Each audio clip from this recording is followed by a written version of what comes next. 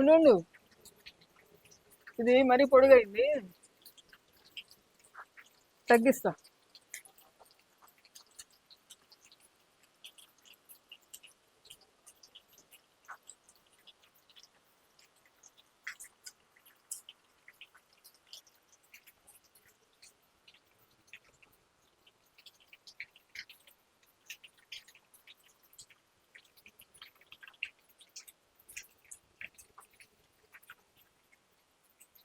Friends, ఈరోజు వినాయక చవితి కదా, అందరికీ నా శ్రేయోభిలాషులకి, వ్యూవర్స్కి, సబ్స్క్రైబర్స్కి అందరికీ వినాయక చవితి శుభాకాంక్షలు అండి.